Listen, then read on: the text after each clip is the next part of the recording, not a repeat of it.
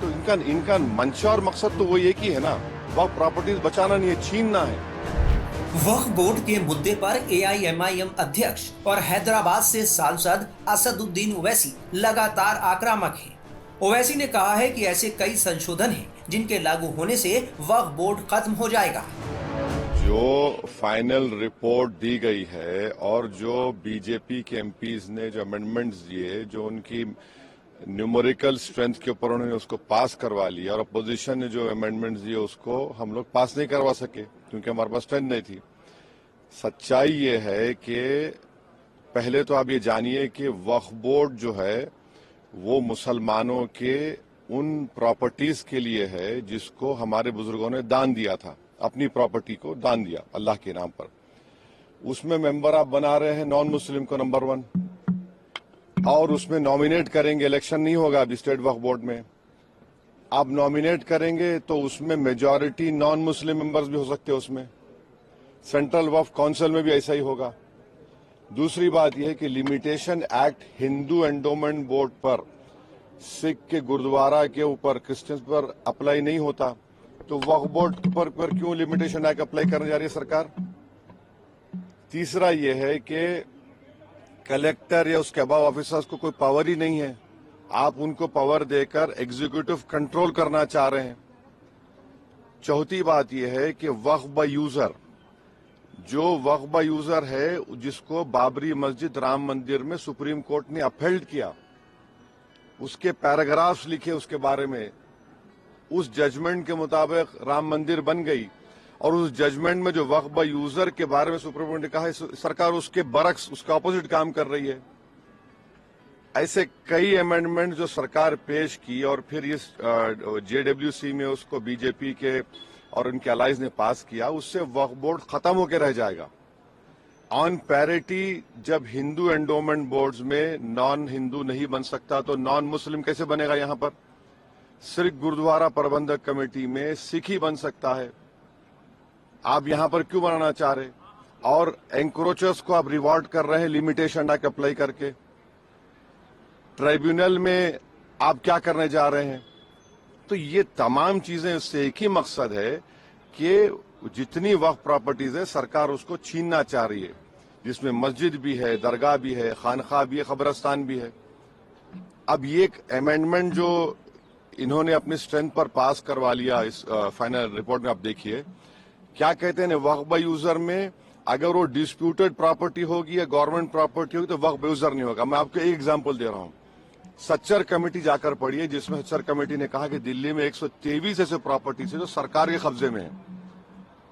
मैं कहा वक्फ प्रॉपर्टी है सरकार के कब्जे में, उसकी 2008 में लागत 3000 करोड़ बताई गई।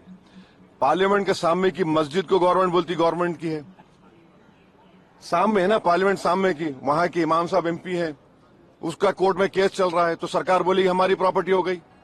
कैसे होगा बताइए आप। ये ऐसे कई एग्जाम्पल्स दे रहे हैं। आप इवैक्यू प्रॉपर्टी खत्म कर रहे हैं, इवैक्यू प्रॉपर्टी अलग है, इवैक्यू बाय वक्फ अलग है। पंजाब में हजारों एकड़ इवैक्यू प्रॉपर्टी जिससे रेवेन्यू आता है उसको खत्म कर रहे हैं आप, तो उससे फायदा किसको हो रहा है। सिर्फ नफरत की बुनियाद पर मुसलमानों की प्रॉपर्टीज को वक्फ की प्रॉपर्टीज छीनने के लिए। और एक बात समझिए, ये वक्फ की जो प्रॉपर्टीज है वो हमारे लिए एक वर्शिप है। नमाज हम पढ़ते हैं मगर ये भी हमारा एक वर्शिप है, उसको हमको उससे महरूम करना चाह रहे हैं। बता दें कि बीजेपी सांसद जगदम्बिका पाल की अध्यक्षता में गठित जेपीसी समिति ने वक्फ बोर्ड पर अपनी रिपोर्ट लोकसभा अध्यक्ष को सौंप दी है। जगदम्बिका पाल का कहना है कि वक्फ बोर्ड में सुधार होने से उसका फायदा जरूरतमंदों और गरीबों को होगा। सरकार बिल्कुल यही चाहती है कि जो पूजा की जगह है, इबादत की जगह है, बिल्कुल वो ठीक रहे, और जो वक्फ है उसका वक्फ का लोगों को फायदा, गरीब मुसलमान को, पसमानदा को, विधवा को, बच्चों को, अनाथ को मिले। लेकिन आज उसका फायदा तो मिल नहीं रहा है। मुतवल्ली, केयर टेकर वक्फ के इंटेंशन के विपरीत जिस तरीके से आप देख रहे हैं कि उस वक्फ की जमीनों को खुर्द बुर्द कर रहे हैं, तो आज उसके लिए एक अमेंडमेंट लेके आए हैं खुद ओवैसी साहब उसके मेंबर रहे, हर समय उन्होंने भाग लिया है, अपने अमेंडमेंट्स मूव किया है, उस पर वोटिंग हुई है, एडॉप्शन हुआ है, नोट ऑफ डिसेंट लगा हुआ। ये देश में क्यों भ्रम फैला रहे हैं, निश्चित तौर से ये गंभीर बात है। सर, तमाम डिस्कशन हो गए, सारा सब कुछ हो जाने के बाद इस समय ये जो बयान आया है, इसको कैसे देख सकते हैं? ये क्या स्मूथली ये प्रोसेस जो बात शुरू से बिल्कुल होगा, जो बात ऐसे होगा जैसे आर्टिकल 370-35A जब आ रहा था रिमूव करने की बात, तो महबूबा मुफ्ती कहती थी कि खून की नदियां बह जाएंगी। जब 3 तलाक था तब विरोध किया था, सबका फायदा हुआ। इसी तरह से जब वक्फ का नया बिल आएगा तब भी फायदा होगा। इससे पहले राष्ट्रपति के अभिभाषण पर धन्यवाद प्रस्ताव पर चर्चा में भाग लेते हुए ओवैसी ने लोकसभा में 3 फरवरी को कहा था कि अगर वक्फ विधेयक इसी स्वरूप में लाया गया तो देश में सामाजिक अस्थिरता आ जाएगी, पूरा मुस्लिम समुदाय इसे खारिज कर देगा। इतना गलत काम जगदम्बिका पाल ने किया एज चेयरमैन, उनमें इतना पार्लियामेंट्री उनको रूल्स मालूम होना चाहिए। अगर मेरी रिपोर्ट दी गई थी उसके 9 पेजेस को और मुख्तलिफ 8 से 10 पैराग्राफ्स को उन्होंने ब्लैक कर दिया। और रूल पोजीशन ये है, हमने स्पीकर साहब लेटर भी लिखा, अगर आप किसी मेंबर के डिसेंट रिपोर्ट को अगर आप उसको इंक्लूड नहीं कर रहे तो आप इन्फॉर्म करना चाहिए, मुझे बताना चाहिए। अब मिसाल के तौर पर ड्राफ्ट रिपोर्ट में पढ़िए, आप लिखा गया कि वो रेकमेंड कर रहे हैं रिपोर्ट में कि ट्राइबल लैंड को वक्फ डिक्लेयर करना नहीं चाहिए। लीगली एक मुसलमान ट्राइबल हो सकता है, और इस पार्लियामेंट में 10 मर्तबा के एमपी एक मुस्लिम ट्राइबल थे, सईद साहब लक्षद्वीप के। आप उनसे कहेंगे वक्फ मत करो, इसका असर क्या होगा लक्षद्वीप में? कितने ट्राइबल मुसलमान हैं? आप हम लिख के दिए कि ये लीगली रॉन्ग पोजीशन है आपका, आपने उसको ब्लैकआउट कर दिया।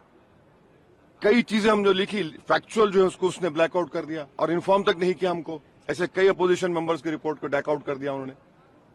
तो ये मनमानी क्यों उन्होंने उसमें ना? तो देखिए 391 का रूल है, डायरेक्शन 91 में मानते हैं, मगर आपको तो रीजन बताना चाहिए।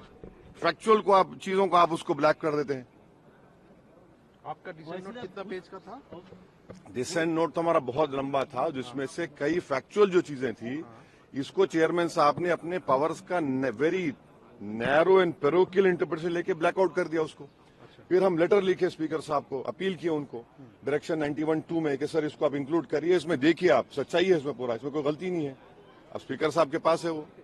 वैसे साहब लेकिन कुछ तो डाइल्यूट किया गया है। बिल्कुल क्या डाइल्यूट किया गया बताइए? नहीं आप बोलिए डाइल्यूट किया गया, बताइए बोलिए। वक्फ बाय यूजर वाले हम तो आपको एग्जाम्पल दे रहे हैं ना भैया। आप कह रहे हैं डिस्प्यूट होगा गवर्नमेंट प्रॉपर्टी की, डिस्प्यूट के माने आपने लिखे उसमें, डिस्प्यूट कुछ भी हो जाएगा। अच्छा, और एक उसमें बिल में क्या है कि आप वक्फ के मुतवल्ली हैं, मैं जाकर कलेक्टर को बोलता हूं कि भाई ये इनकी प्रॉपर्टी वक्फ की नहीं है, और कलेक्टर जब इंक्वायरी ऑर्डर कर देगा तो जब तक वो वक्फ की प्रॉपर्टी नहीं रहेगी ना उसमें टाइम पीरियड है। अब कलेक्टर इंक्वायरी लेगा, मेरी वक्फ प्रॉपर्टी खत्म हो गई, इंक्वायरी का टाइम लिमिट नहीं है। और कलेक्टर कौन होता है? कलेक्टर गवर्नमेंट अपॉइंट करती नहीं करती, तो ये सेपरेशन ऑफ पावर्स का वायलेशन भी है। कहां से होगा बताइए? यही तो हम बता रहे हैं भाई, ऑन पैरिटी आप इसको क्यों? देखिए ना, हिंदू एंडोमेंट बोर्ड्स में, सिखों के गुरुद्वारा में, क्रिश्चियंस में, ये सब चीजें हैं क्या? आप वहां करने वाले हैं क्या? अच्छा, वक्फ फंड आता था 7%, उसको आपने कम कर दिया 5%, और अमेंडमेंट क्या किया? What ever the number government sacrifice है और कम हो जाएगा। अब कैसे चलेगा वक्फ बोर्ड फिर?